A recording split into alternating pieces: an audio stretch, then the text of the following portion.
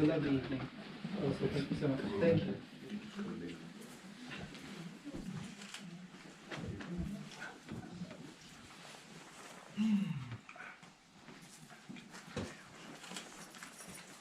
Hello, everybody. Hello. How are you today? Good? It's so nice to see so many lovely, beautiful faces. Thank you so much for coming. I'm really honored to be here, even though I'm not very comfortable sitting on a throne. But anyways, it's more for the people to be able to see me, so thank you for being here and inviting me, most of all, and giving me this opportunity. So, yeah, I just wanted to start off, because I think it's easier for me to talk based on what people would like me to talk about. So that's why I was just thinking, maybe if you have any suggestions for subjects that you would like me to talk about, that would be really good. Not crazy this time, but Well, okay. confidence. Confidence. To hear about confidence, yeah. Okay. Yeah. What do you think about confidence? In which sense? In which aspect? I don't know, when somebody feels insecure about themselves, and what the other side of that could be. Is that more confidence? I don't know.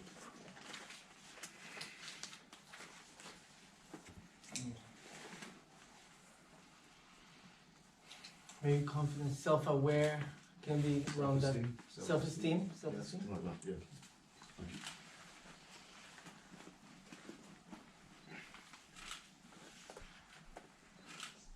Anything else, please? More subjects? Otherwise, I can just improvise. Yes. Having compassion for yourself. Self-compassion? Yeah, I always find I feel guilty about lots of things and kind of how to get past Wow. that, really. Yeah, I feel you. I have the same same issue. Yeah.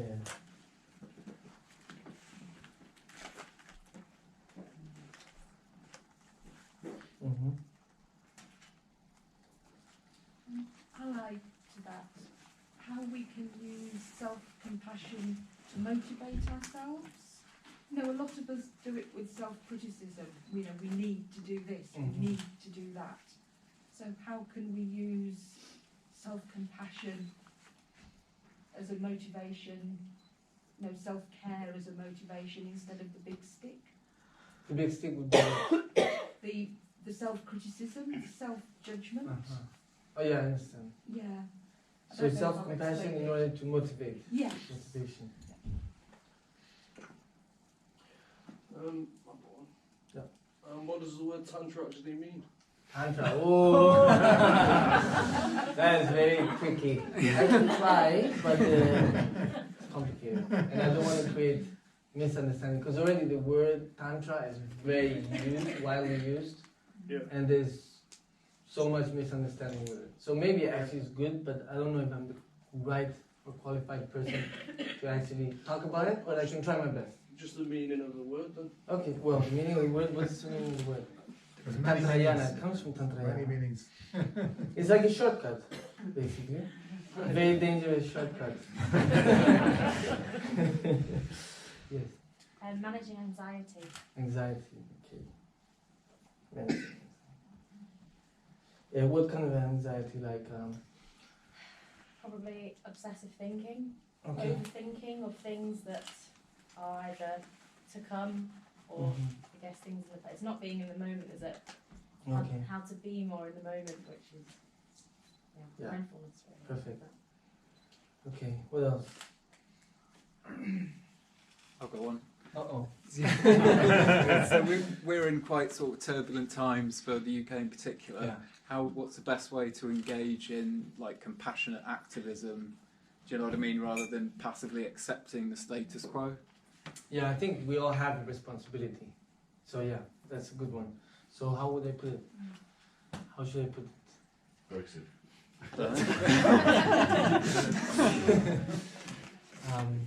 Can you just give it yeah, in 3 words. Yeah, I don't know. Yeah, I don't know. yeah, like compassionate activism, I suppose. Compassionate activism. Yeah. So that would be bodhicitta actually. But like, you know what I mean, in a more sort of practical sense maybe than as opposed to a more theoretical understanding. Okay. Yes. Could you mind saying something about depression and possible use of dream yoga, particularly in depression? Okay. So it will be two subjects. You want me to relate them together, kind of? Link them together, please. So depression was the first one? And the dream yoga is a therapy. Okay, well, I don't know much about dream yoga, but I can try to talk a little bit about it. I would like to study more. But the dream yoga I know, I learned from Don Juan. So it has nothing to do with this dream yoga, from what I know. I mean, it's not something that I study in the monastery, but I will learn. But I can try to talk about a little bit of what I know, a little bit. Thank you. Okay, we got 8 subjects. Any more? Good. So yeah, I just want to say I was really excited by the title you chose for your talk. Oh, We are bigger than our problems. I hope you're not going to kind of just talk about all those other things and not talk about that, okay. because I think that's so important. Okay, so I'll start off with that then. Yeah, okay. Yes, sir. No, it's true, I tend to do that. They come up with a name for the talk and then I don't talk about it. So yeah, thank you. Okay, so maybe we should start, so yeah, I'll just give you a small introduction. So I was raised in India, in a monastery. I grew up in a monastery, so since I was at a very young age, I grew up as a Tibetan. So my mentality is a little bit Tibetan, traditional, because I grew up in a very traditional kind of context in a monastery. And my upbringing was a very Tibetan, right? So until I was 18, I didn't really discover the West, let's say. So I was basically in a bubble. And so for me, I come from a very traditional background, but I would like to fuse that more with a kind of more Western, open-minded perspective. So that's a little bit, I see myself as a bridge between the West and the East. So, but I feel the tradition is so important, because that is a root, it's a base of the teachings of the Buddha, the essence, and we can get that essence and give it in a kind of more easy way to understand, simple, then I think at least I've been able to accomplish my objective. But because I'm traditional in that way, then I would like to start with the Tibetan prayers, if that's okay with you. So, I'm going to start with the motivation, which is very important. The motivation is the key for everything. The motivation is the most important aspect of the 3 doors, as they call it.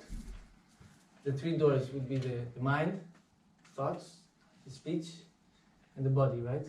The action. So what we think, what we say, what we do. So the motivation behind those 3 doors, we create a karma. Are you familiar with the concept of karma? So it's a cause, it's like a law, a universal law of cause and effect. Right? It's like gravity. It is something that we cannot get around. It just is there. So karma is a little bit like that, and it's good to be informed and to understand the concept of karma, because it does make a lot of sense. It does help you to understand our reality in a way. So that's why motivation is a key ingredient for the karma, what the result of the karma. So for example, you can have 2 different, you can have the same actions, let's say. But if the motivation changes, the karma changes completely, even if the action is exactly the same. So that's why motivation is very important. Another example would be, for example,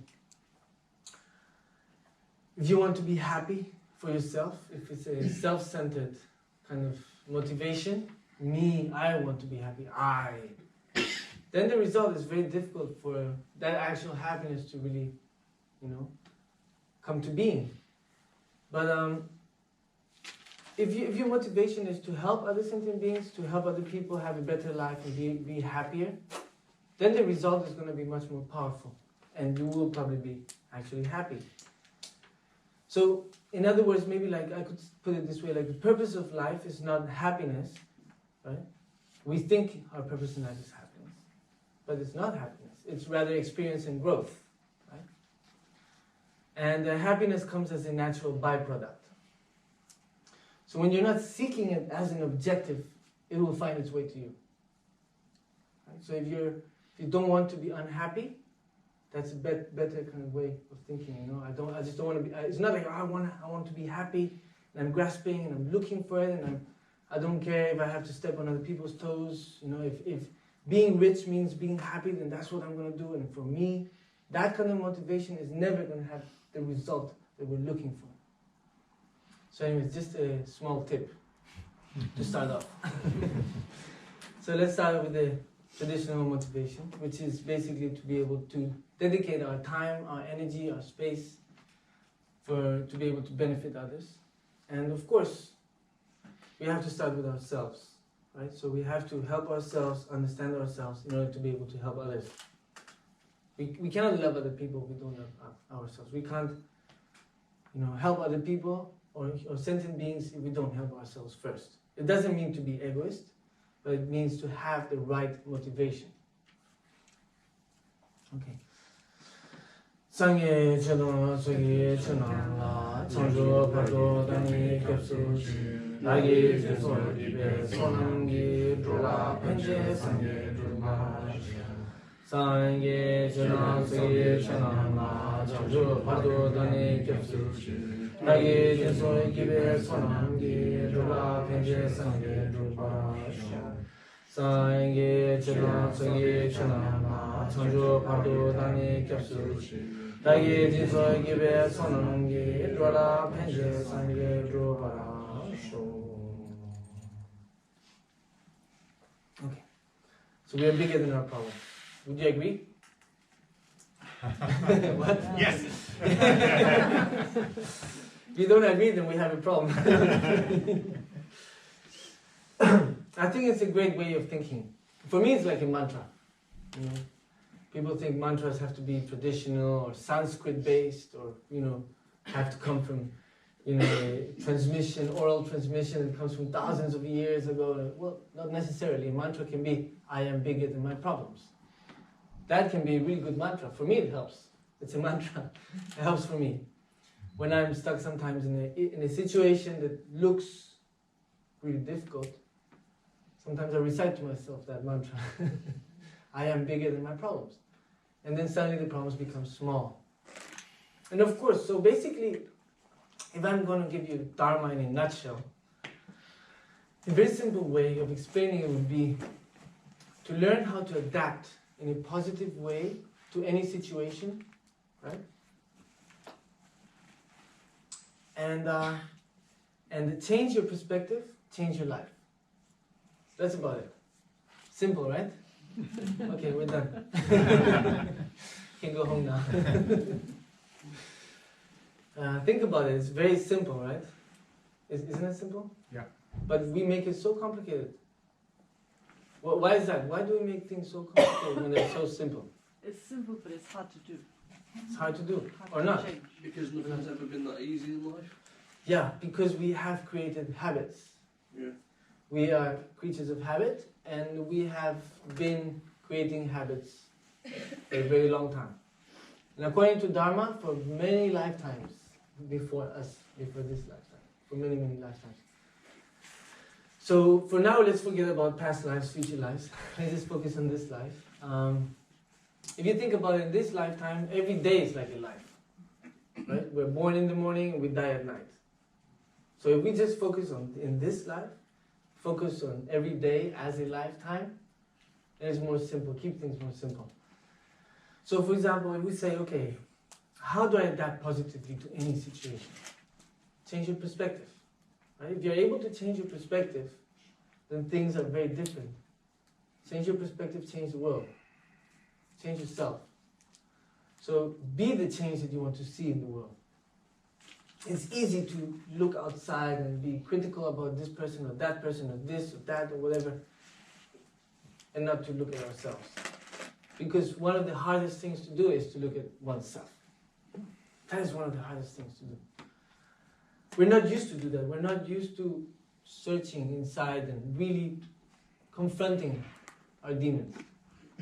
It's easier for us to think the demons are outside, right? But actually the demons are inside. The only demons. Each of us have our own issues, of course, and our traumas and our problems and this and that. So it's a way of seeing things. You know, so for example, just an example, if we switch the name from problems to process, it's already a big change. Because problems can put you down, can bring you down, can be a weight. Oh, it's heavy, it's difficult for me, if it's a problem. But if it's a process, we're just going from A to B.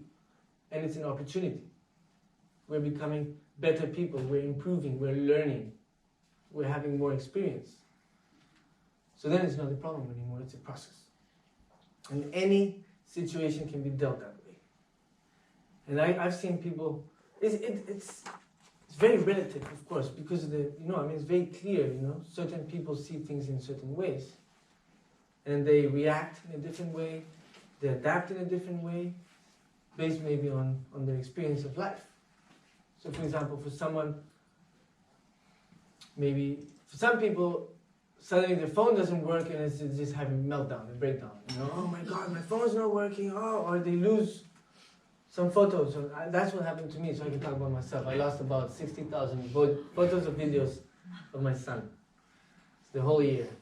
And that's because, so I didn't update, and then suddenly, the phone crashed.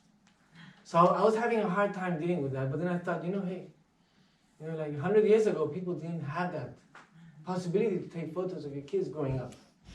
They didn't have that. So I'm like, well, what about them? They didn't care. Did they? They didn't have that possibility. You would have to draw. Keep still. Don't move. Let me draw you. So that's the thing. This is a great example, actually. If somebody suddenly has something, so for example, someone who never had a phone, you give them a phone, they get used to using a phone, then you take it away, they'll be unhappy. But before you even knew a phone existed, were you unhappy when you didn't have a phone? No, right? You didn't even know it existed. It wasn't, so it's all conceptual. But the situation is the same. You didn't have a phone before, you didn't care. Suddenly you have a phone, you know about the phone, they take it away, suddenly you do care. You're unhappy. But the situation is exactly the same. In both situations, you don't have a phone. The phone is just an object of desire or grasping or whatever you want to call it. It's just an example. It can be any situation. We tend to take refuge in things because we want to bypass the fact that we do not want to see our potential, maybe. We're scared of our potential, maybe, partially. I don't know. It's difficult, really, to tackle that because each individual is completely different. But I think that's a really good example, to think like that. Our mind creates situations and understanding which, in the end, they are actually harmful to us or they're not constructive, maybe, perhaps. And then we just follow that. And then we build this cycle. We build this kind of habit of going around and around. And it really can depress us, can put us in different situations. So basically what we're looking for is happiness. But happiness in itself doesn't really exist. It's a state of mind. For now, in the conventional concept, it's a temporary state of mind. Right? For some people, happiness is something. For other people, happiness is nothing. For a masochist, happiness is, whip me, That's happiness for a masochist, for example. It's all about the perspective. So that's why the moment we are aware of this, the moment we're able to check up and observe our mind, then suddenly we're looking from a different perspective. We separate. It's not like, because many people say, I am my thoughts. Your thoughts are a little bit like a tool, right? It's a tool.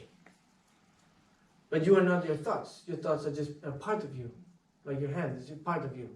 If you say, I am my hand, then it doesn't really make sense, right? So if you say, I am my mind, of course, in the Tibetan, if you talk about dharma, then it starts becoming a little bit more complicated, because dharma talks about the mind.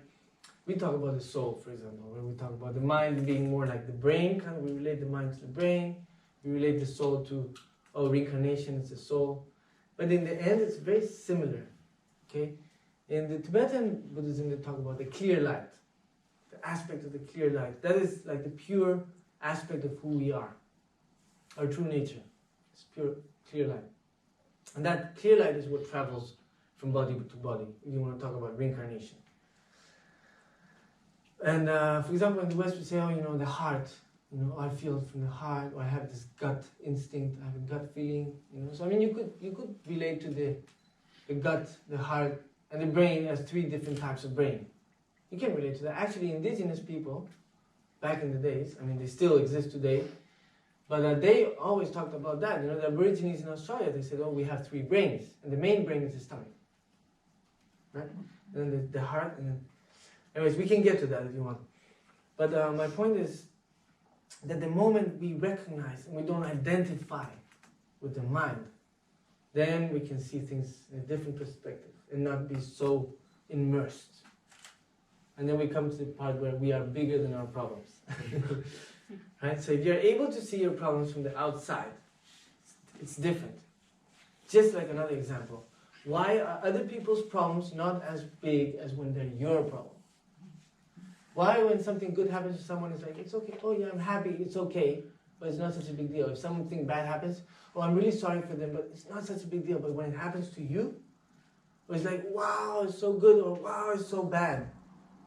Because we have that identification. That's based on habit. When a baby is born, they don't have that concept. We're all part of them. The mother is part of them when they're born, right? I mean, at the beginning.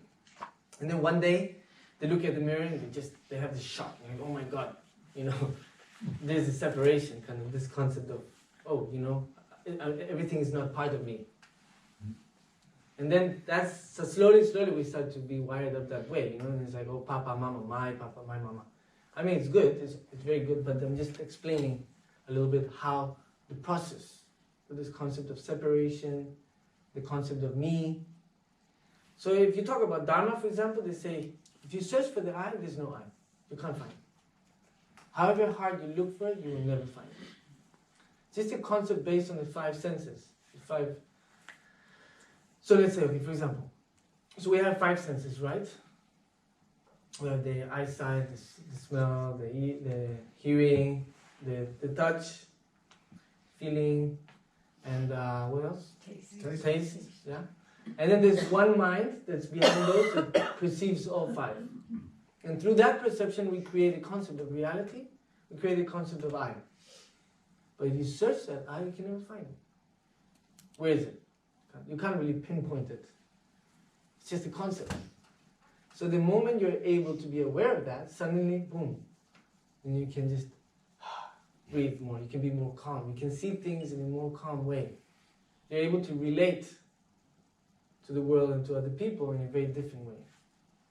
Things won't affect you as much. Problems won't affect you as much because you're able to see them from a different perspective. Another example, for example, if something's happening right now, if you have a problem, you can get really stressed or depressed or unhappy. But as time passes by, when you think about it, it doesn't affect you as much. But the problem is the same, right? I mean, it's not happening now, but the problem still is there, maybe, I don't know. When you think about it, it doesn't affect you. Because you don't relate to that problem with that I anymore. That's why, for example, the mind is changing constantly. The mind is like, the example they put in Tibetan Buddhism is like clouds. Clouds come and go. But when you go to catch them, there's nothing to catch. Can't catch them. The thoughts are like that. You can't, and we tend to do that. We follow our thoughts again and again. Many times it happens, oh, I can't sleep at night. I have a hard time sleeping. That's because you're thinking, and you're following the thoughts. Until there's a moment where you just get so tired, boom, just fall asleep. You don't even know how you fell asleep. So that's why meditation is a key to a better life.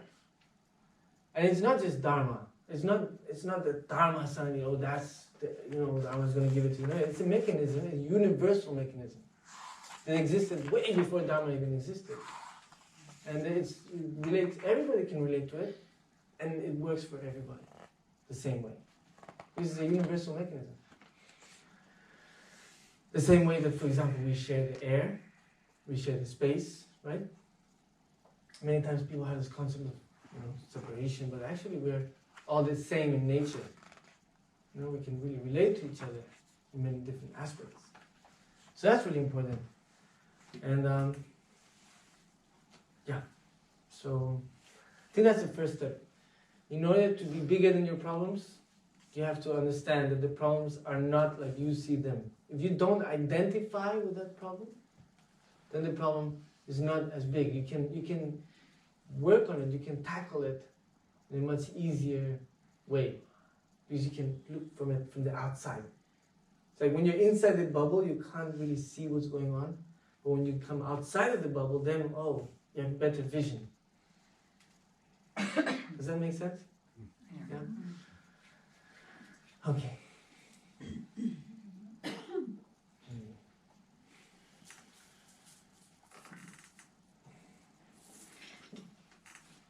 I know it's really, really, really, really difficult when you're inside the problem, when you're in that situation of depression, of total darkness, and you're alone, and it's like hopeless. It's so hard to put that in practice. But that's an opportunity. The biggest opportunity is when those situations appear. It's very easy to say, I'm a very patient person. I barely ever get angry. And it's very easy to say that, right? But wait till there's a catalyst or an external agent that comes and pushes your buttons. Then everything comes out, right? And then it's like there's no way you can control that. It's like so hard because you become almost blind. That's called emotional hijack. It's true, it's like emotional hijack. It's like you're inviting an uninvited guest to your house and you're giving them full power over your house. Even if it's a family member, they come at 4 a.m., you're still suspicious, right? Come knocking at your door, you open the door, what are you doing here? Why are you here? What's going on? You ask questions, right? What? Don't immediately open the door, Even for family members, so imagine. When anger comes in, knocking on the door, what do? Open the door, offer them biscuits, tea. Here, this is your house. It's for you. At your service. And then what happens most of the time? You regret, right? I said this, I did that. Some people don't regret because they feel they have the right. No, they did it wrong, they deserved it. But deep down inside, we do feel bad. No matter what. No matter how hard we think we are. Or cold. We all have it hard. Because in the long run, in the essence, we all have the same Buddha nature. We all have that seed of compassion. Everybody has that, no matter what. And we can all relate to that. We can all relate to hugs. We can all relate to smiles. Even, for example, if you go to different cultures all over the world, the mother, most of the times it's ma, right? That syllable, ma. Somehow, I don't know why. Somehow. So everybody can relate to ma. I don't know. I still haven't encountered a culture that doesn't have mother with the M-A kind of sound. In Tibetan it would be amala, Spanish would be madre, mother, and anyways. What about Chinese? What? Chinese? I'm not sure Chinese. Yes, mama. Ma? So, yeah. Anybody Chinese here? Mama. Yeah, mama. Yeah. But it's just an example, right? So we can see, and we can really, that in the essence at the end, that is our nature. Our nature is warm heart, compassion. And that's why we always feel bad if we say something harsh, because it's not in our nature to be like that. But somehow we're wired like that. We feel that, if we get angry, if we react badly, then the result is going to be good. Somehow we're going to be able to solve things. But that we tend to do that all the time. Even, for example, like with happiness, we create an idealization first. Right? First of all, we know this idealization is nowhere near the truth. Nowhere near reality. But we just cling onto that because somehow it makes us feel good. I don't know, maybe it's the dopamines it creates by thinking, I have no idea. But we have, if I had this car, or if I got this job, or if I traveled to this country, right? Or if I had more time off. We have this idealization. We cling to that idealization. But basically, we're just setting ourselves up for disappointment. And deep down we know it. But we keep on doing it. Sometimes our whole life. And it's very strange. But we are strange. Humans are strange. we think we're more intelligent than animals. But we need so many things to be happy. You know, we're like, oh, we're much more intelligent than animals. But I mean, look at animals. They adapt perfectly well to nature. Do we adapt to nature? No, we have to adapt nature to us. We have to change everything to us. You know, why can't we adapt to nature? Why can't we be like, hey, you know, like, but it's, I don't know. If you study history, human history, it's really intense. I mean, humans have been doing the craziest things you can imagine, like, just, I have no idea. War, for example. How can war be legal? And every single war that's fought was probably started because somebody wanted something more. You know, I mean, of course, if you have to defend your country, I can understand that kind of concept. But I mean, every single war was for the greed of somebody. To gain more wealth, or more resources, or more land, or information, or whatever, to show that you're the strong one, or whatever it is. And it's legal, you know, and I guess it started back in the time when people, when we were cavemen, you know, the strongest one got the best cave and the best piece of meat, etc., etc. So then the strongest one, whoever was strongest, they would win and they would just take it, right? And that's the habit. We've been creating habits for a very long time. And that's this concept of, oh, it's always been like that, why should we change? It always worked like that, why should we change? That's just not, it's not that helpful, you know? I mean, we have to be able to adapt.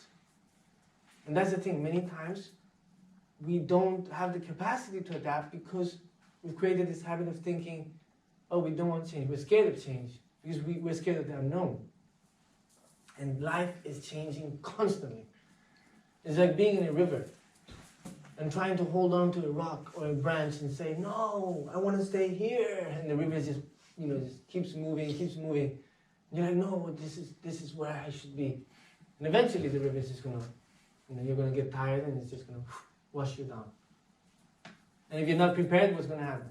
You're going to get hit by the rocks and your life is going to hit you one side, the other side, and eventually maybe you'll get to the ocean, who knows, or not. But so what's, like for example, what would be awesome? You know, to build a canoe and be like, hey, you know, the river's going down, let me go down. I'll just move with the river. And then you use the river, right, to get to the ocean. The same way with the boat. If you have a sailboat, you want to use the wind to help you to get where you want to go. So you're the captain of the boat, and you use the resources, what you have, to go where you want to go. So Dharma is a little bit like that.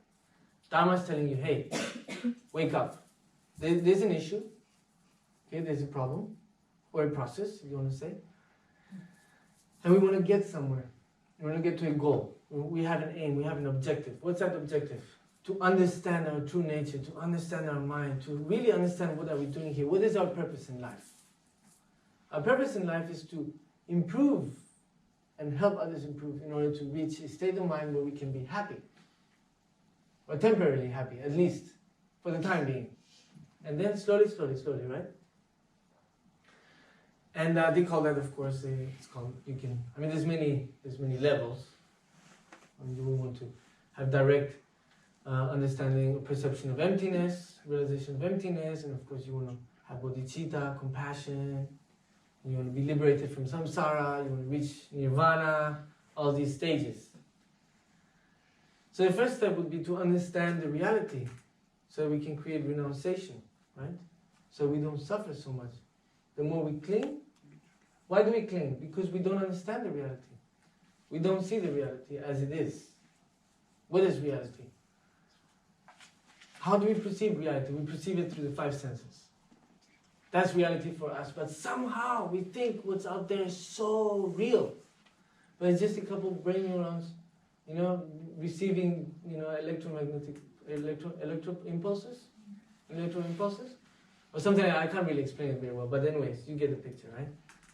Just these in the brain, you know, just boom, something happens, and we see that, we perceive that. But if you think about it, is reality really how we perceive it? We have these senses, perceive the senses. We react. We react in 3 different ways. I want, I don't want, and I don't care. And then we react like that and we create a habit pattern.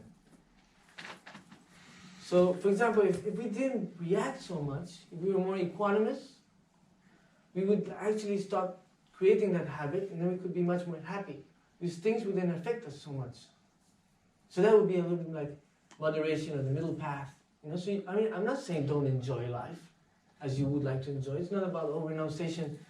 You know, now I'm going to stop doing everything I love to do, and I'm going to suffer in order to be happy. Doesn't make sense. Right? For some people it may work. I don't know. It doesn't work for me. You know, I think my father used to always say, you know, moderation. Moderation is very important. Don't go to the extremes unless you want to understand. You know, you can go to extreme to understand, but it's dangerous. Extremes are dangerous, and you want to keep the middle way. So equanimity is a very important aspect of life. You know, where when you see, okay, you know, like we perceive a sensation, don't react to it immediately. Try to observe it. Try to understand the reality of that. Try to be equanimous. You know, and then you will be able to be much more happy person, and you can share that. You can share that as an example, or other people who have difficulty. You can talk to them. You can reach them, and that is a purpose. For me, the purpose in life is to be able to help others, and helping myself. Help myself to help others. You know, understand myself so I can help others to understand themselves. That's a beautiful purpose. I mean, even if reincarnation didn't exist, at least, you know, we did something at the time of death. We're like, well, okay, I can die happily now because at least, you know, I've helped many people to be happier or to have a better quality life. That's enough. At least for me, that's enough. And that gives me happiness. You know, if I just want me, in the end, I'm going to be miserable. And we can see that. We can see that. You know, always accumulating material objects and this and that and da da da da. And the more you have, the more you want, and the less time you have. You know, people who just spend their whole life trying to become rich, you know, and they give up their time, their energy, and many times, you know, the company. And many times people who just finally, eventually, maybe become really super rich, what would they like most? What is it they value the most? More time, more health, right? Health, time, more energy, and company, true friends. Many times you cannot buy that with money. But you gave away your time, you gave away your energy to gain that money, and you cannot buy it back. So that's a little bit, if you think about it, is it really worth it? You know, I mean, we're here, we don't live to work, we work to live, right? But the education system teaches us only how to work. So we need that other aspect. We need to be educated. We need to educate ourselves and our children. I mean, we need to educate ourselves in order to educate our children. At least for me, that's one very important aspect of life. Because I have a 2-year-old son. And before he was born, I was a little bit more like, I didn't really care so much. The moment he was born, suddenly, boom, you know, it really hit me. It's like, wow, you know, I have a responsibility now.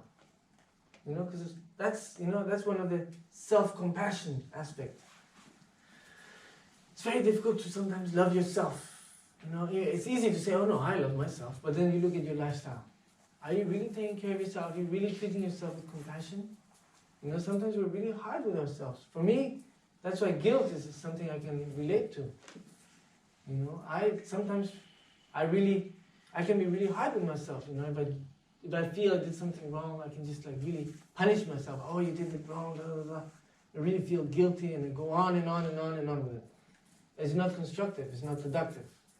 It's okay to make a mistake, to recognize a mistake, and move on, change, right? If you're not making mistakes, you're not doing anything. Literally. That's what you do when you go to the gym, right? You go to the gym to fail. And you fail every day, you fail. And then after 3 months, you start seeing some result. That's life. You have to fail in order to succeed. You have to make mistakes if you want to do something. It's not like, I want to do something that's so easy. Then of course the result, the harder we work for something, the better the result, the more happy we feel with ourselves. You could call that happiness. That's maybe some kind of satisfaction. And for me, the harder I work for something, when I actually start to see results, wow, it really makes me feel good. Because I worked for it, I did it, I was able to overcome all these difficulties. And it's not about, trying, it's about not giving up, That's also part of life, to not give up. And it's very hard, it's so hard also because of that aspect of I, me, I am the center of the universe. So all the problems become so big. Switch that around. And you'll be able to deal with your problems. If you can adapt positively to any situation, you will be a happier person. If you can change your perspective, you can change the world. You don't have to change others. You just have to change your perspective, then you'll understand. Another example, for example. I call it the energetic ball. So like someone that's suffering a lot, they are very unhappy, they may say harsh words, they may say something that really affects you. So instead of being like, he said this to me, then I'm going to send something back to them. I'm going to send me a black ball, I'm going to make it even bigger and throw it back at them, because they deserve it. I don't deserve it, I'm a good person, I'm awesome. They deserve it because they said something back to me. That kind of thinking just makes it worse. But if you have that understanding, then you can really see the reality. And the reality is that that person is suffering. That person is unhappy. Probably most likely lonely. And it's their way of communicating. I'm lonely. I matter. I want to be recognized. And they express it in that way because they're in pain. But we don't see it like that. We see it, we just see me. You're saying that to me. And then what happens? It just goes on and on and on. And then we're harming them, we're hurting them, we're harming ourselves. Because when we say a harsh word, it has to go through our body. That vibration goes through our body. We have to channel that. We don't even see that. We have to channel that energy. So actually we're hurting ourselves much more than anyone else. So if we switch that, we say, hey, this person is suffering, they're saying something, maybe it's wrong, maybe it's bad, I don't know. But if we see the reality that they're suffering, then we can switch that around and be like, hey, I have compassion, you have compassion. So then they give you a black energy ball, you just transform it into a light ball, made of light. You can even visualize that. You offer it back. And then you neutralize that cycle. Because who knows where that black ball started from? Maybe it's a trauma that comes from generations. Who knows? Maybe they had a terrible day that day. And they're just suffering so much. And we just prolong it. We make it worse. And not only that, but we actually make it our problem. They have a problem, and then we make it our problem. And then we're like, I can't forgive them. I can't forgive them.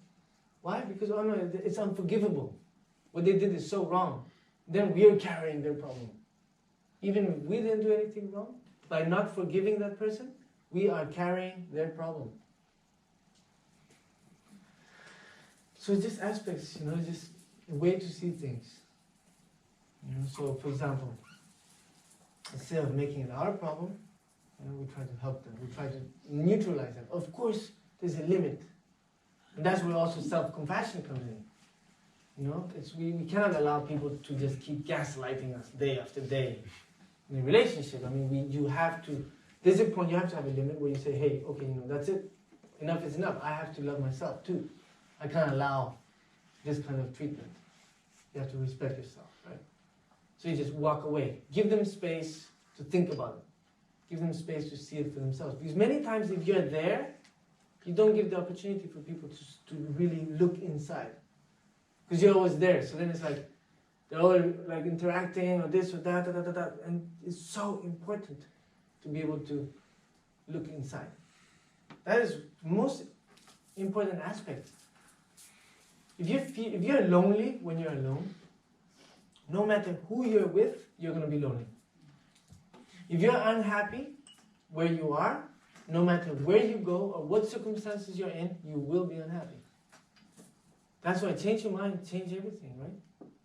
If you learn to be your own best friend, then you can really relate to others. You can be with someone and feel happy, right? If you're happy with who you are, no matter where you go, you're going to be happy. And I've seen that, I've seen situations where people don't have any opportunity and they create those opportunities. They find those opportunities, People who were born with absolutely nothing and they got somewhere because they created the opportunities. They built their reality, created their reality in a way. And some people who were born in with all the opportunities in the world and just make nothing out of it. So it's not about the circumstances. The circumstances don't make you. You make yourself. You have that responsibility. It's very easy to say, oh, this happened to me when I was a child. Oh, I have this trauma. This is the way I am. No, that's how you choose to be, because you don't want to take responsibility. There can be hot water, and you put a potato in the hot water, it becomes soft. You put the egg in the hot water, it becomes hard. So the circumstances are exactly the same. So you can choose. You want to be potato or you want to be egg? I'm joking. But it's just an example, right? I mean, the circumstances can be the same, but each person reacts in a different way or makes the best of something or the worst of something. It depends, Some people, their phone crashes, at the end of the world. Some people don't have food to eat. They're like, okay, well, let me try to go through one more day without food. Make the best of it. I'm going to try. Well, at least I have water. At least I have shelter. At least I'm not in a war zone. I don't know. It's just a way of thinking. And maybe the person who their phone broke down, they have everything, but suddenly they're so depressed and unhappy because their phone broke down. It's not essential for living, right? But still, they're so unhappy. And some people who don't even have food, maybe they can still, somebody comes to talk to them and they give them a smile. I've seen that. I've seen people with absolutely nothing and they're just smiling, because somebody, I can talk from experience, I lived on the street for 2 months when I was I just turned 20. I was about to turn 20, yeah. And I chose to, circumstances kind of put me in that situation. I could have chosen to not be in that situation, but then I was like, you know what, hey, I want to do this, I want to go forward. So I lived on the street for about 2 months. And I tell you, the kind of like the compassion between people on the street at that level of society, it's amazing how they take care of each other. They have nothing and they take care of, I remember there was this one person who had €2, he wanted to give me €1. I go, here, or they don't have any food, or like they have something, like a piece of cheese or something, and I hear, take half of it. Or do you have clothes? Like they barely have clothes. Are you warm enough? They want to give it to you. And they have nothing. But they're so generous, they're so compassionate. Because they relate to you, they have that empathy, that compassion, that awareness. And they put it in action. It's not just, I feel bad for you and that's it. No, they actually do something about it. That could be also compassionate activism, right? Every moment is an opportunity. Every moment. And if you think you have a problem, that's an even bigger opportunity. Situations where it's really difficult to manage emotionally, those are opportunities. That's where you can really put in practice dharma if you want. Right? And if you can overcome, if you can really, overcome that in a positive way, you'll be so much more happy. You'll feel so much good about it, so much better about yourself.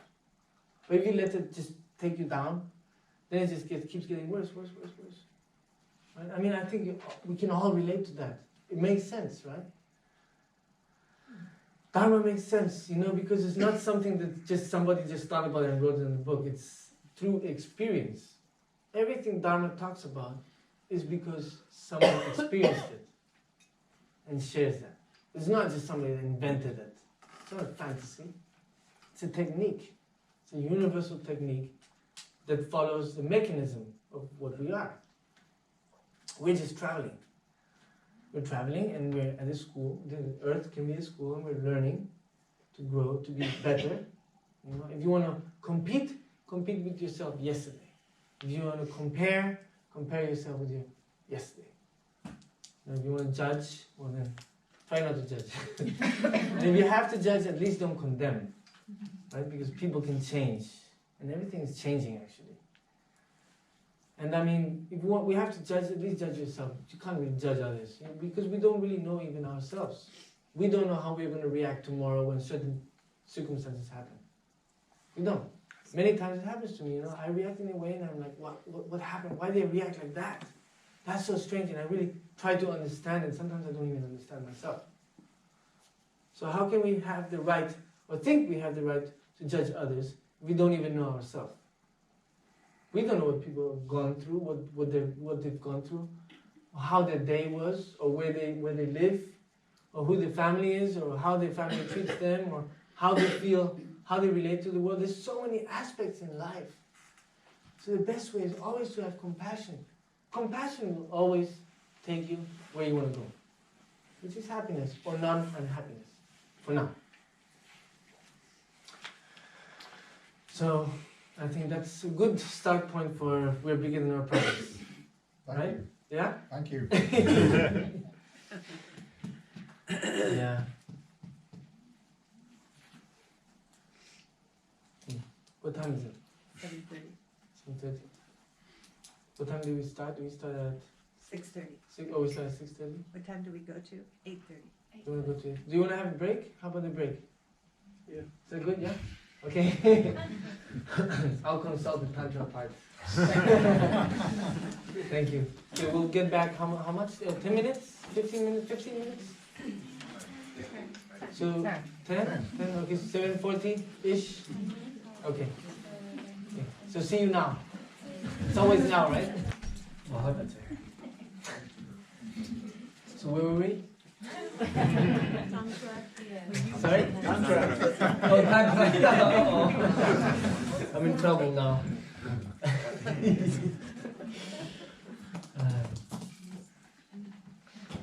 Okay, let's talk about Tantra. So I'll just give you a history from what I understand. Because Tantra, the word comes from Tantrayana. It's a method, it's a technique. Just, I mean, everybody's different, right? So everybody needs different methods. And you can't, expect everybody to like the same thing. We all like different things, right? Because we're all different in a way. So anyways, Tantra basically, when the Buddha was around, there was a king he came to see the Buddha, and he said, hey, I love what you're teaching, but me as a king, I have a kingdom to run. It's really difficult for me to follow the method that you're teaching. So he said, don't you have a special method for me that can, I can use it while I run my kingdom. So basically, to run a kingdom is, you're surrounded by objects of desire, you have to make decisions where you have to make, certain things, make decisions, I don't know. It's not easy at least, and that to practice dharma as a king. So anyway, so the Buddha kind of taught him Tantrayana, basically. So it's something like that. Anyway, so Tantra is, I like Tantra, because, apart from being dangerous, if you do it rightly, it's a shortcut. It's a shortcut because it's like saying, okay, where do I want to get to? So instead of thinking, I'm so far away from where I want to get to, it's like saying, I'm already there. And practicing as if you're already there. So basically, like in a phrase, it would be more like, be experiencing the result before the cause has been created. Does that make sense? No, it's impossible. That's impossible. I kind of like it, because it's for me, it's maybe more practical in this time for Westerners, in a world, a materialistic world full of entertainment and distractions, it's like, it's really hard sometimes to just isolate yourself and be like, no, I just want to be a hermit or something like that, you know. So it's like how, basically, in my words, from my perspective, it would be how to practice Dharma in everyday life. So whether you're working or you're, you know, in the tube, or you're driving, or you're whatever it is that you're doing, you can be practicing Dharma. So it's adapting your life, you know, as, you know, instead of saying, hey, you know, my life and practicing Dharma, like separating that, it's like saying, hey, you know, I can practice Dharma anytime. And that is not necessarily Tantra, that is also a Dharma kind of point of view. So you see, I knew I was gonna dig a hole for myself. It's complex, but it's just a method, basically, that is a shortcut, but can be dangerous because it can be very misunderstood. You know, it's basically taking the bliss, the experience. Okay, so for example, like something that you like, saying something like that. I like to maybe watch a movie, for example, right? So it's like watching a movie, using watching the movie as a practice. So transforming the bliss into the experience and understanding samsara through the bliss, through the enjoyment kind of thing. But that's why it's so misunderstood. You understand? Because it gives that idea that, oh, you know, I'm going to enjoy myself and that's practice. That's Dharma. It's not like that. That's why you have to have an understanding of samsara, a certain type of renunciation, certain type of wisdom. And you need a method, which is compassion. If you don't have that, then you definitely will get completely lost. And it will be counter-effective and maybe even destructive or like that. It can actually be harmful. You know, so that's why also Tantra is a word that's been used so much that sometimes I don't really like to use it anymore. Like mindfulness. It's been so used. And I like to come up with new words that are more neutral, maybe. Because people misinterpret, or love, for example. People misunderstand the word love. You know, oh, love is bad. You know, it makes you suffer. Love doesn't make you suffer. Attachment makes you suffer. You just confuse attachment for love. And then you say love is bad. That's exactly what I'm trying to avoid. You know, that kind of misunderstanding. Love is universal. It's completely different. Like water is love, for example. Water gives life and expects nothing in return. And it always keeps its pure form, no matter what. And you can always distill water and get back the original form of the water. So for me, like water would be like an example of love. You know, it's always giving, never expecting. You know, it gives life and expects nothing in return. It's just an example, okay? It's like you can't just cling onto the example and say, oh, it's like that. It's not. It's just an idea to try to understand, have a broader perspective. So anyway, something like that. I don't know. What was your word for Tantra being?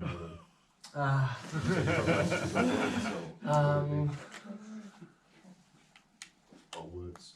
So use the chocolate to understand the reality of our mind. Maybe something like that. Enjoy chocolate. And through that enjoyment, understand the reality that chocolate is not the object of bliss. Get it with a simple one. Yeah, well, that's what I'm trying to keep it as simple as I can. But it's a little bit, it's like, for example, we can use chocolate as an example. So, you know, like chocolate, it's about, you know, like, so we have the experience of chocolate, and then through the experience we can enjoy chocolate and at the same time understand the process of that enjoyment, how it works, observe the mind. So instead of eating chocolate and be like, oh, I want more chocolate, and if I don't have chocolate, I'm going to be unhappy, and I need chocolate, that kind of mind, is like saying, okay, I'm going to eat the chocolate, I'm going to enjoy it, but at the same time, I'm going to understand the process, right? And I'm going to observe my mind, how it reacts, how it clings, how it grasps, and through that process, I'm going to understand samsara better, something like something like that. That's a little bit like what Tantra is trying to help you with. So that's why it's a shortcut, because you're using the tools you have. So basically you're visualizing the perfect you and you're bringing it down here. You're like the perfect aspect of who you can be, your potential, and you're saying, okay, right now I am that. And then you're moving on as if, so like for example, just an example, like you can visualize yourself as Buddha. For example, Buddha is the manifestation or the aspect of our potential, right? Of who we can be. So like for example, Tenzin, he represents compassion. Or bodhicitta, the ultimate compassion in action. So then you visualize Tenzin, you're like, okay, I am Tenzin. So then you, by visualizing, you become that. You become the embodiment of pure compassion. Even if it's not true all the time, just by visualizing that and practicing it, eventually you will get there. In a faster way maybe, perhaps in saying, oh, it's something so far away, and I have to walk the path all the way there. It's like saying, no, I'm already that. And I'm going to experience that directly. And through that kind of... So basically, you create your reality by believing what you want to believe. Maybe? I don't know. Yeah, for me, one of my greatest worries is to create confusion. You know, but sometimes, you know, when I used to study in the monastery, they used to say all the time, it's really good to doubt, and it's really good to question. Because the more you question, the more you doubt, the more you learn. Does that make sense? That makes sense, right? The Buddha used to always say, you know, don't, just because I say something, don't believe it. You have to check what I say, like a goldsmith checks for gold. You know, a goldsmith, you give him a lump of something that shines, he's not going to be like, oh my God, wow, this is gold, awesome. He's going to be like, okay, wait a second. I'm going to check it. He's going to take it to his workshop. He's going to burn it. He's going to scratch it. He's going to go. So the whole process a goldsmith goes through in order to know that this is really gold. Once he's gone through the process, he'll be like, okay, this is gold. This is a precious metal. Then he'll recognize the gold and treat it as gold. So that's what the Buddha used to say all the time. You know, like, you have to treat my words like the goldsmith treats gold. You have to check. You have to observe. You have to question. Because that's, nobody can say, hey, look, I found the truth. Here, take it. You know, maybe that for them, maybe it's their truth. It's their understanding. It's their path. But you have to understand that. So Dharma is not the path. Dharma is helping you to understand what your path is. Where you want to go, how you want to do it. But it's not like, otherwise it just becomes spiritual bypassing. Like, oh, I'm Buddhist, oh, I'm perfect, I'm awesome, I'm great, I'm a good person. And because I'm Buddhist. It's just a label. Right? That doesn't make you a good person.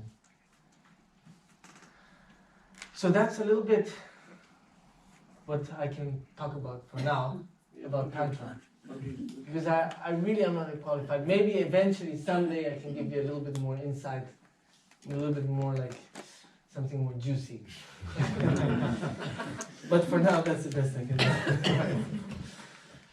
I just, for me, I have a hard time just repeating something. For me, I really have to kind of like test it and not experience it, but at least relate to it in a way that it makes sense before I actually share it. So Tantra is something quite far away from me for now. Even though I do enjoy eating chocolates.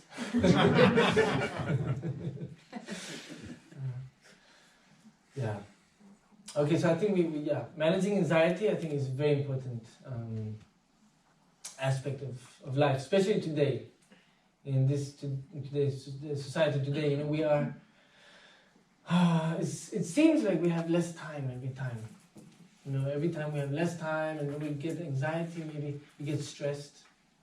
We have this feeling, you know, we don't have much time, and it's true, you know, we do spend most of our time completely distracted and, you know, busy doing this or doing that. And I tell you, from self-experience, the best way to rest, apart from sleeping, is to just sit down and just, you know, silence. Stop thinking. You know, you can stop thinking. You can. Trust me. Some people say, oh, it's impossible not to think. You can. If you can stop thinking for 1 second, you can do it for 2 seconds. You can do it for 2 seconds, you can do it for 3 seconds, and so forth, to get to 10 seconds. If you can stop thinking for 10 seconds, you already have achieved the realization. And those 10 seconds can give you more rest than maybe a whole night of sleep. Because that's when you really, come in touch with your true nature, with your own, the inner, who you are, the subconscious, It's not always this noise. So I think that's super important. Does that imply a certain level of understanding to be able to No, just stop thinking. For me, like, I had a hard time doing that at the beginning, but slowly, I tried, it was really hard. I don't know if I can even do 2 seconds or 3 seconds, but at least something I can get to. And then, of course, you have thoughts, you have images. So sometimes for me, what it worked was I'll just visualize myself as a stone. I'm like, I'm a stone, I can't think. And then I'm like, okay, no, I'm a stone. Every time I talk, no, I'm a stone. I can't think. Stone can't think. They don't have the capacity to think, right? They don't have a brain or whatever. I'm like, no, I'm a stone, I'm a stone. And then just thinking I'm a stone, I'm thinking, oh no, I'm thinking. It's a process. It's a process. You can get there. But it really helps to at least try. At least try. Because if you don't try, then, I think, I have friends who, I say, what's your biggest regret in life? It's like, not something you did, but what you didn't do. What you didn't do. And that, it's good to try. Don't try. Try it. As long as it's not harming someone, try it. It's good. It's an experience. And then you know better. You can relate to yourself better. As long as you're not harming yourself or harming others. That's a very important aspect. That you have to be aware. So anxiety normally, for example, this concept like anxiety or depression or unhappiness, all these things come from being too self-centered. To be too self-aware. For example, I love examples, as you can see. Like dancing, for example. For me, I love dancing. But I didn't like dancing before. Unless I was alone. When I was alone, I really enjoyed dancing. But the moment I would be like somewhere with other people, I was like, I really couldn't let myself go. Because I was like too self-aware. I'm going to look like a fool. Or they're going to think this, or going to think that, or I'm going to look bad, or whatever. All these thoughts come in. So I couldn't really let go. Then I would see somebody, doing like this and like that. And I'm like, wow, I wish I could be like that. Then I'll be like comparing myself to that person. And then I'll feel unhappy. We tend to do that all the time. We compare.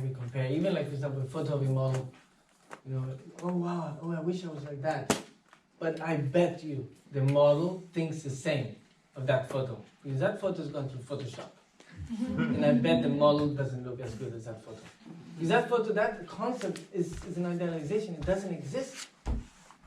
The concept of beauty, it's personal concept. It's something. It's a perspective that comes from oneself. For some people, this car looks good. For other people, it doesn't. They like another car, or they like something else, or whatever it is. It doesn't matter. Like if everybody liked the same thing, we would all be living in the same kind of houses. We'd all be wearing the same clothes. We all have the same haircut. But that's also come to, I'm an individual, I'm different, but I like this, I like that, you like this, like that. And that's personality, that's who I am. And that is, again, with defining ourselves. The colors I wear, the clothes I wear, the haircut I have, I'm trying to define myself. I'm trying to feel that I can identify with myself. But actually, if you search, there's nothing. There's nothing. There's no I. And that's the most interesting aspect of Dharma. And that would be the first step of understanding emptiness. Are you familiar with the concept of emptiness? Yeah. So that's, first step is to search for the I. There's like different techniques for meditation. One of the meditations would be to look between thoughts. So they say in the Tibetan Buddhism, they say between each thought, there's a millisecond of clarity, and that is the mind. That is the real. That's what do you call it? The clear light, or the aspect of the consciousness, and there's just so many names for it. But we're talking about the same thing. So between one thought and another, there's a split second of clarity. And then that's one type of meditation, to observe what is between each thought. And the more you do that, the more you get familiarized with that. The same way that when you stop thinking, you can also get familiarized with that. Or even just sometimes just let the thoughts flow. Just observe them. Just look, where are they coming from? Who is the perceiver of all the senses? You know, when we get bombarded by these, we perceive these sensations, you know. What is it that's grasping to that? What is it that's perceiving that? What is it that's reacting to that? Just observing, asking ourselves those questions. Slowly we'll find something. But the thing is that we're never doing that. Why? Because we're always searching outside. You know, somehow happiness seems to be outside. And we're searching for that all the time. And then we don't, the further away we search outside, the further away we're from ourselves, the further away we are from really understanding that aspect of ourselves. And that happiness does not come from outside. Happiness comes from the inside. Only we can make ourselves happy. Nobody can make us happy. Sorry, I'm just trying to get as much information as possible in as short as a time. 2 hours. It's really hard. But I really hope you're getting what I'm trying to explain. So basically, if we start to understand that being self-centered is creating those aspects of anxiety or unhappiness or big problems or depression, poor me, poor me. I mean, of course, we have to be aware that depression is a big issue. It's not easy. I have been depressed many times, and I know that sometimes when you're depressed, it's so hard to look outside, to look out of the bubble. It's like pitch dark, and it's impossible. It's like you despair. And for me, basically, the only thing that kind of really helped me was just time. I just had to go through it. And slowly, I was able to maybe, and Dharma, of course, helped me a lot. I studied Dharma in the monastery, didn't really mean much until I left the monastery. And then when I went into life, that's where I started to relate to Dharma. I was like, oh, okay, now it starts to make sense. Because in the monastery, I mean, it's different. It's not, you just eat, you sleep, you study, you go back to sleep, you eat, you study, that's it. You have the basics. There's no music, you can't dance, you can't watch TV, you can't drive a motorbike, you can't go by car, you can't drive bicycle, there's a million things you cannot do. And the only thing you can do is study and study and study. Go to debate, memorize, recite, go to class, write, read, sleep and study again. Every day. So it's kind of simple, but you don't have the hardships that we have, where we have to struggle with life. Right? It's not easy. Especially if you're living in a city and rent is high and you have to work hard and your boss is not a nice person maybe. They're giving you a hard time and then you just don't earn enough to be able to pay for rent and then you want to maintain your family and want them to be happy and you want to be... There's just so many issues that make it really difficult for you to be happy in that situation. And that's why it's a challenge, of course. Sometimes you just have to break through, It's hard. For example, I have friends who used to have that kind of life, but then they were like, that's I can't take it anymore. I'm out. And I lived on the street for 2 months without 1 cent. And of course, life was really hard, but at the same time, it was really nice too. Because I was just experiencing life in a very natural kind of way. I wasn't, expecting anything. I would just if I got €5, because I'm a drummer, so I used to play percussion, and then with some friends, and maybe they would do some show or something, and then maybe we'd get €5, and then with those €5, we'd buy maybe some food. And then when you get that food, you're eating it on a bench, where you're like, wow, you're really enjoying it. And it's just €5, it's like, well, €5 was a lot. And many times, okay, I'll tell you a story. So, we used to brush our teeth in McDonald's, because that was like one of the few places where they would allow you to just go in and brush your teeth. Like, you can't really go anywhere to brush your teeth, like, unless it's a fountain or something. But so we'll go to McDonald's to brush our teeth in the morning, wash our face, no shower, And then, of course, you go in and you go out of McDonald's and your stomach starts rumbling. Everyone's eating, and like, oh my God, this looks so delicious. Poor me. I'm really hungry, So I would make the face like, poor me, and I would try to insinuate, like, oh, can you give me something to eat? People would like try to avoid looking. Eye contact, no eye contact. No, this guy, he's from the street. He's dirty. He's got terrible haircut.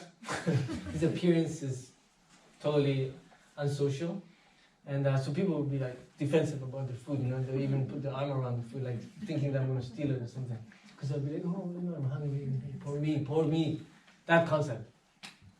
And then I'll get out of my thoughts and I'll be like, nobody gave me anything. And the mind would start just, going on and on, like, oh, society. People are they're not generous. People are so egoist. One potato chip. They can share this one potato chip. So I'll be like really like disturbed in a way.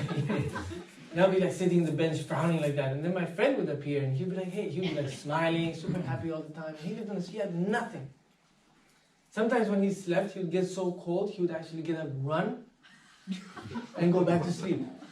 And that was his technique to keep warm. He's like, it works, it's awesome. What? Anyways, so I'll be like miserable, and he'll be like, what's up, what's going on? And I'm like, these people, they don't want to share even one chip, one potato chip. Like, what's wrong with these people? And he'd be like, oh, wait a second. He would go in less than 5 minutes, he'd come out, 2 hamburgers, potato chips, ketchup, Coca-Cola, like his arms. He had like all this stuff in his hands, and I'm like, what? How do you do that?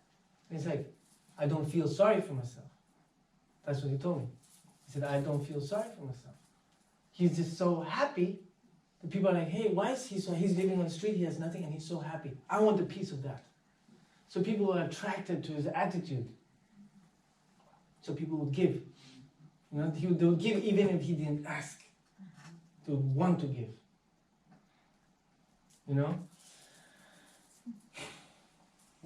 That's just amazing. I thought that was just amazing. But that's, for example, that's another example. Attitude. You can have the best circumstances. You can have all the knowledge in the world. You can have, you can have best finances. You can have everything you need to be an awesome person. So all of those things sum, maybe. But if you don't have the right attitude, completely useless. So the attitude multiplies. Everything else sums, plus, but then the attitude multiplies. Times, right? And that's the key, you can have everything, but if you don't have the right attitude, or you can have nothing, but if you have the right attitude, you've got everything. So that's, again, at the beginning, change your perspective, change your life. So that's just a story I really like to share, because for me it was just like, whoa, really blew my mind. That just blew my mind completely. I learned so much from the guy. His name was Litus. I haven't seen him again for a while, for a long time actually. I don't know what he's up to. He hitchhiked all over Europe. And I told him, how was that? He was like, most of the time I ended up sleeping under the tree. And it would be really cold. And I'm like, oh. But he was happy about it, It was his own decision. He made that decision. So anyways, just one more lesson you learn in life. Of course, it's not always like that. Because a city sometimes is like a desert. You have all the resources, you have everything available, but you're like in a desert. Sometimes you don't even have water, Or you walk into a bar, they won't even let you in because of the way of your appearance. So anyways, that, of course, when you come to talk about that, if you think about it from a dharma point of view, they will talk about to you karma. You created the cause to be in that situation in a past life or in this life. Makes sense. And then how do we help those people? How are we able to change people's lives? So that's why you can't, if you think about changing the world, it's difficult, So you have to start with yourself. That's the first step. And that's, slowly you can affect the collective memory, you know. But you have to start with yourself. So that's what we're doing here. We have to start loving ourselves. We have to start investigating, and it's never too late. It's never too late. So, when you get anxious, for example, you have to understand that you're anxious because you're self-centered, basically. And then you switch that, and then slowly the anxiety will start disappearing. If you actually analyze, you will see that it doesn't really have so much substance. It's just a habit. We create these habits and we just go round and round in circles. And then we just think that's who we are. But we're always changing, and we always can be whoever we want to be. We can react however we want to react. It just depends on our attitude. We have a good attitude, we react in a different way. Many times the attitude is based on the state of mind. And many times the state of mind is triggered by certain things that happen. You know, so once we see things from outside the bubble, things won't affect us as much. So our state of mind will be equanimous, neutral. If our state of mind is neutral, then whatever happens, we won't react in that way, So our attitude will always be loving, compassionate, peaceful. And then people will see that and be like, hey, I want to be like that. They'll be attracted to that, So basically, you're creating the cause to be happy, because you're being your example to help others also to have that. Good night. Thank you. Thank you, Lana. Sorry, Thank you very much. Sorry. Thank you. So anyways, I'm going to try to wrap it up. And obsessive thinking is the same thing, just going round and round in circles. So you just have to check yourself, watch yourself, observe yourself. And then slowly, you can't change from one day to another. You can give yourself space for that change to occur and have the objective, the desire, the kind of, the what do you call it? Not desire. Aspiration. Determination or inspiration of, hey, I want to achieve this. Just when you want something, when you see something, you're already creating the cause for that to happen. It's the same way, like in verse, if you're an addict, for example, 50% is recognizing that you're an addict. That's already 50%. So it's the same way around, like, I want to be a better person. Just thinking that automatically, it's a huge step.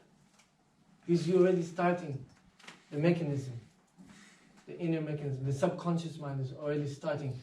And then life also will create that for you. But of course, you need to work. It's not something that just happens like that. You need to work. You have to keep determination, you have to maintain that, and just keep going. It's not something just from one day to another. It just suddenly happens. And it's only you who can do it. Nobody can do it for you. Nobody can walk your path for you. Nobody can show you your truth. You have to find it yourself. And that, I think, we can all agree upon, even though sometimes we try to kind of do a bypass, oh, the guru, we take refuge in things, or alcohol, for example. Oh, let me just drink today and then I'll forget my worries. But actually, we're creating the cause to make the problem bigger.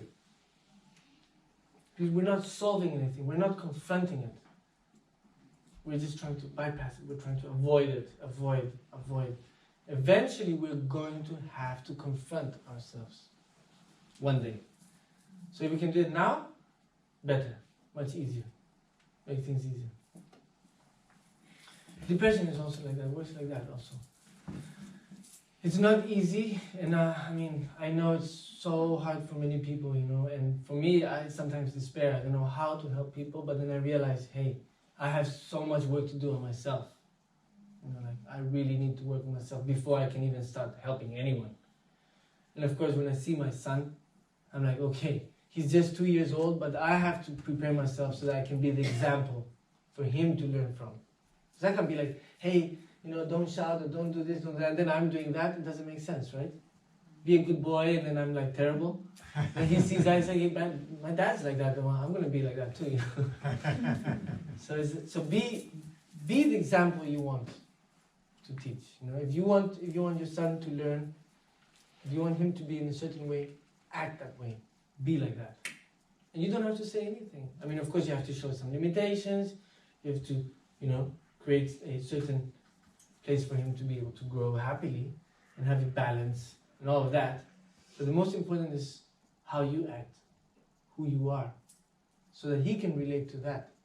And that goes for everyone. You know, I mean, I never taught my son to walk. I never taught him to crawl. He learned by himself, by observing. So, for example, he was trying to crawl, and I was like, hey, let me help him out. So I started walking on 4 legs. And he was like, oh, you can do that. And then he started doing it much faster, much easier, because he saw me doing it. And the same way as walking, you know, you see people walking, and then, oh, let me try that. I want to walk like them too. Slowly, but you can't teach them. They have to learn. We have to learn. Nobody can teach you if you don't want to learn. So ultimately, we are our own guru. The guru helps us, but eventually, it's us who has to make the decision.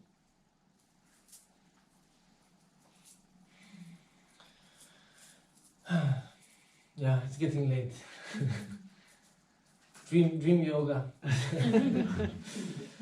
Yeah, depression, it's not easy, but it's slowly.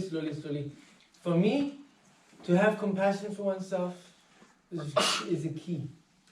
So we have three aspects: the wisdom, the understanding, the method, which is compassion, and the renunciation, understanding the reality of samsara. So you put those three together and you're already, you know, you can get really far with that. So that, for me at least, is the first basic steps. And dream yoga, I mean, I don't know much about dream yoga. It's a beautiful word. It sounds really good. But I mean, if you think about, we are great meditators, all of us. We've been 9 months in the womb, meditating for 9 months. Wow. And then we've been like sleeping, kind of meditating 1/3 of our life. We've been sleeping, right? We sleep. And that's the kind of meditation. That's where we can connect with our subconscious. So we are actually professional meditators. We just don't know it yet. Dream yoga is just one more aspect of life. You know, it's just, for me, sometimes, you know, when we go to sleep, it's like a kind of a death. We die and then we're reborn again in the morning. But dream yoga, basically, it's how to use what we have as a tool. You know, as a tool. It's a little bit like Tantra, maybe. I don't know. But I think one aspect that can help is to be aware how you fall asleep. And instead of just going to sleep and just be thinking, and then you just fall asleep like that because you're just so tired of thinking. It's like try to breathe in, breathe out, calm down, you know, and then just try to stop thinking, and then slowly you start falling asleep, and then just observe the process of when you fall asleep. One thing that helps me, maybe you'll like that, I don't know. I learned it from Don Juan. But it's, if you look at your hands 10, 15, 20 times a day, randomly, just look at your hands. Because the hands is something that we interact with during our daytime, right? We're seeing our hands all the time. So that's, we can relate to our hands. In the dream, we almost never look at our hands. We don't even look at our body. We don't really see our body. Our body in the dream is like an energetic body that represents this body, but it's constantly changing. So it's just an image of how we identify ourselves. And most of the people that we see in our dreams is just a reflection of ourselves. But that's just one technique, you know. If you create the habit of looking at your hands once in a while, suddenly you may do it in a dream. And when you do it in a dream, it's like, whoa, what's going on? Whoa, and then you just wake up because you just get so excited. You're like, oh, it's a dream. So that's just an interesting technique. You know, you look at your hand, and when in the dream you look at your hand, and then when you look at it, it's not really your hand. It's just an energetic. It's constantly changing. Right? It's just vibration, which is exactly what's happening here too. If you study a little bit of quantum physics, you study a little bit of emptiness, it's the same concept. That's why we're entering a golden age, you know, because science and philosophy are actually starting to come together, which is amazing, you know. It's the first time it ever happened, you know. And so when you actually start to be aware of a dream, what's a dream inside a dream, if you're able to learn how to wake up in a dream, be more conscious in a dream, then you can actually train yourself to start doing that in the real life. In the real life. Because it's actually it's a hologram. We are living in a hologram. Everything is a hologram. Believe it or not. It's not me who said it. So, anyways. And also to look things in detail, and once in a while just pick up something, look at it closely, observe it, like really in like detail. Okay, what's, just any object, pick it up once in a while during the daytime. When you start doing that in the dream, wow, start observing things very detailed in a dream. That's a special experience. So that's maybe some kind of idea for dream yoga. Could be. Anyways, so yeah. Who's Don Juan? Who's Don Juan? That's the guy who supposedly Carlos Castaneda invented. What? You know Carlos Castaneda? Have you heard of him? Sorry. So Carlos Castaneda was a guy who went to South America, and he was like studying with the shamans in the Amazon, and which are ancient. There's just generations and generations have passed that knowledge of the medicine of the plants of the Amazon. So Carlos Castaneda, he went there, and maybe he met somebody that was called Don Juan. I have no idea. Some people say it was an invention. I believe he really existed because I have met people like Don Juan. So anyway, so it was like Carlos Castaneda wrote a couple books that are supposed to be the teachings of Don Juan. But a lot of it is fantasy. It's his own kind of imagination. But there's some truth to it. So there's one specific book that's called El Arte de Ensoñar. It's like the art of dreaming. And so anyway, it's just something I just picked up from that book. Doesn't necessarily have to be true, but it's just an idea. Yeah. So anyways, I really hope it was beneficial. And I'm learning, so I may make mistakes, and I really appreciate constructive criticism. And if I make a mistake, please point it out to me. And I'm sorry if I created any misunderstanding or like that.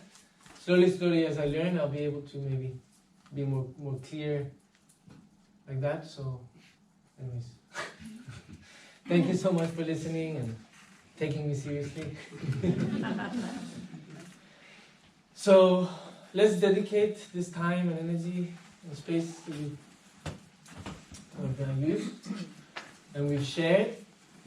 And we dedicate it for the benefit of all mother sentient beings. And in Dharma we talk about mother sentient beings. Why? Because you think about it, this stream of consciousness has no beginning, has no end. It's difficult to understand, right? But that's what Dharma says. And so if it has no end, it means we've been living for a very long time. We've been reborn again and again. We've been in samsara for a very, very long time. Such a long time that literally we have been each other's mother many infinite times already. We have all been each other's mother. And when we talk about mother and the children, that unconditional love is there. The unconditional love of a mother for a son or a daughter, right? So when they say all mother sentient beings, it's trying to help us relate to that unconditional love. So if we can have that same love for everybody, wow, that's bodhicitta, right? That's compassion. So that's why it says all mother sentient beings. It's repeated a lot in Dharma, but basically that's what it's trying to get to. It's just a technique. There's many different techniques to get to the same place. His Holiness talks about the warm heart. We're so lucky to have His Holiness the Dalai Lama and like Lama Sopa Rinpoche and different teachers like that today. And their teachings available. So I'm just trying to help to maybe relate to that. And if you want, it's always available. We have technology that helps us to be able to study and learn about that. So just gratitude. I think gratitude also, that's one thing I want to talk about and I almost forgot. Gratitude is so important. If we have gratitude, we can be much more happy. One of the reasons why we're unsatisfied is because we're not grateful. Because we're not living the moment. We're not present, and we want more. Because we have everything here. We're looking here, we're looking here, we're looking there. Oh, I want this. Everything we don't want. In Spanish we have a saying, You say the grass is greener on the other side. Maybe in English you also have that? Yeah. Yeah? So it's that kind of concept. But actually the grass is as green here than there. Or maybe even greener, if we want to see that. So that's what we have, everything we need.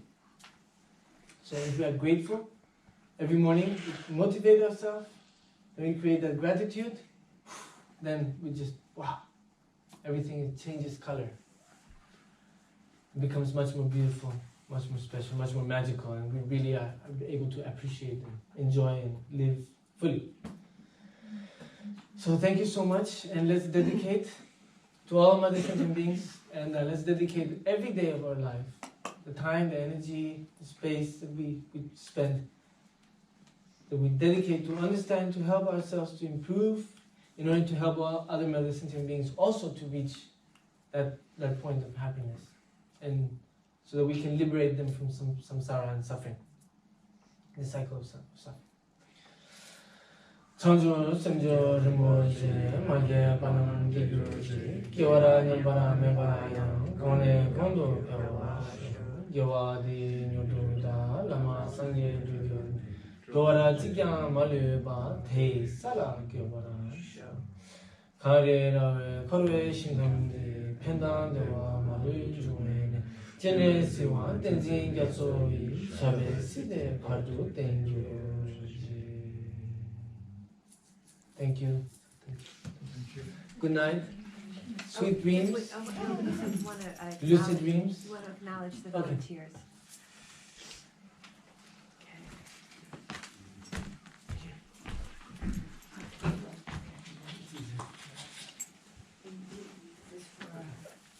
David?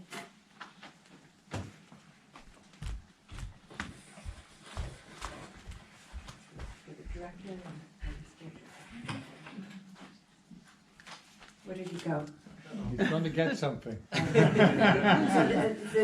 David, could you please come up and Oh, see thank us you. out? Thank you so much, David. Thank you so much. Thank you very much. Thank you. Yeah. And I guess we're waiting for Carrie, but I'll call a few other names. These are people who worked really hard for this center and helped Osel. Thank you. Helped. I'm sorry, I got a cold. Helped create.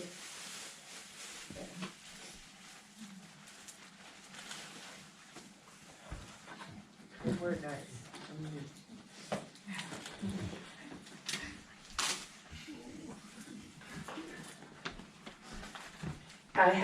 Help make the arrangements for this lovely get-together. So we'd really like to thank you and honor you, and also would like to offer you a gift.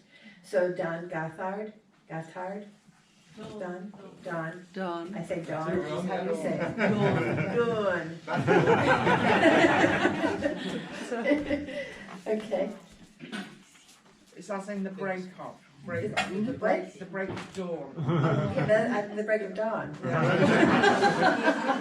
God used to make our malas for us. Oh, nice. wow. Nice. And Among Lynn, many, many other things. That Lynn Dawson. Oh, this is Lynn. The pretty scarf. Hello. And Fiona Oliver. Thank you. And so Fiona is the UK tour coordinator, and although she never met Lama Yeshe, she's a disciple of Lama Yeshe. Thank you so much.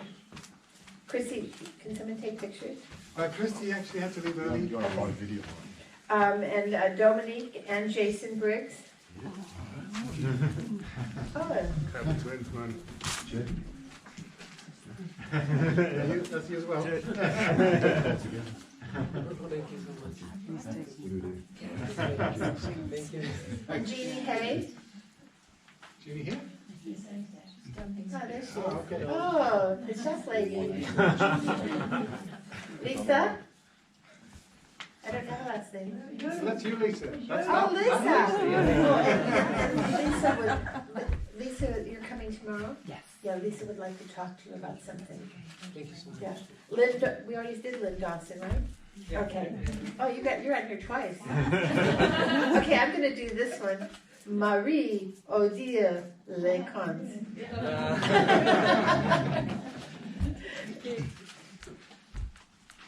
Thank you so much. And a very special lady, Pat.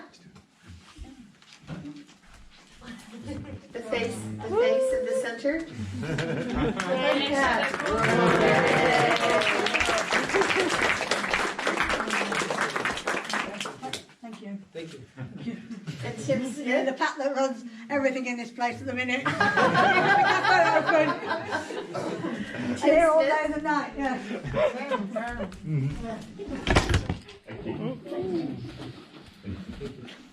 And John Mitchell. Oh, John. I don't know anybody's full last name. Thank you so much. I'm sorry, this one I can't really read. Unsun? Unjin. Unjin Park? Yes.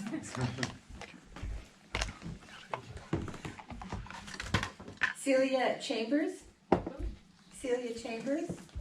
Yeah. Oh, gosh. All right, I'll manage. Oh, my gosh. I'm just a bit wonky. Some tiger balls. Yes, yeah. Celia, wait, he has something else for you. Oh. Hope that works. Yes. Yes, it's good. Thank you.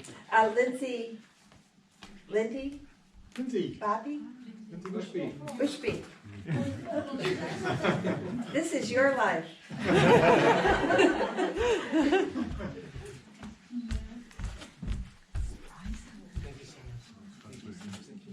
Adam Bowley? The price is right. Thank you so much. Cheers. Deanne Norman?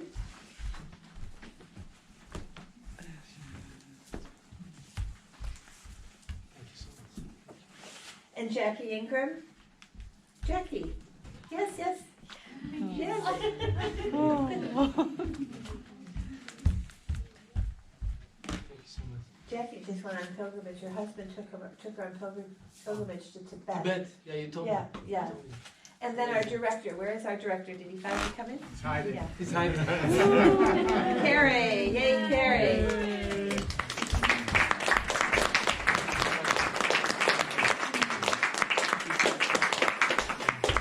So they're all volunteers. Yes. So just wanted to thank personally all the volunteers who have made possible this space and this place and their dedication, everybody who's been working so hard for us to be able to enjoy the space and to be able to have the possibility to learn and understand and even connect with each other. So just wanted to really, really thank them from the bottom of my heart. Thank you so much for your hard work and your dedication. Thank you. Can I just mention something? Also, Jay Simpson, who's worked really, really hard, and he's not able to be here tonight because he's poorly. Yeah, I hope he's going to be here tomorrow. But we Oh, have, he'll be we tomorrow. have, I hope so. yeah, we might see him tomorrow. We have some other people Oh, right, that's sorry. on another list. Okay, so Yeah, just because he wasn't going to be here tonight. But yeah, we said acknowledge Jay, who's incredible. Yeah, So thank he'll you. be But here we tomorrow, have right? other I people hope so. also. Okay. He's not been well. okay. Okay, is it my turn? You got a turn? You want the microphone? Yeah, so I mean, what to say?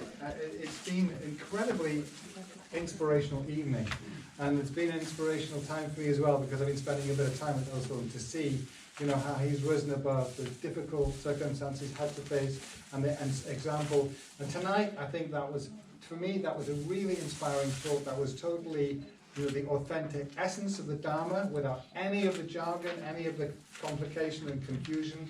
And I think that's what Osel is trying to share with us. And I think, it has succeeded outstandingly well. And I know that doesn't come from an intellectual trip. That is, his own example of his life. So thank you so much for coming and sharing with us. And please come back as often as you I can. will. I'll be back in 2 weeks.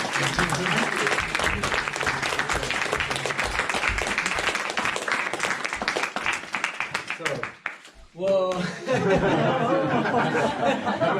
when the chocolate runs out, you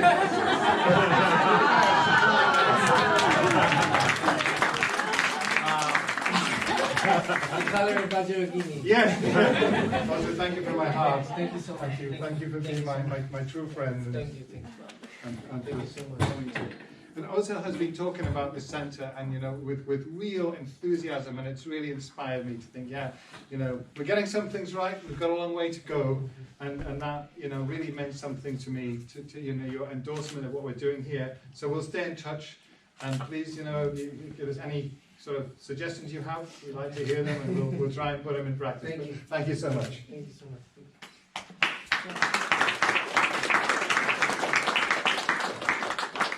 We just also a small gift for the entourage. So Sarah, Jackie, and Dad, we have a fantastic bit of chocolate for you to practice tantra with.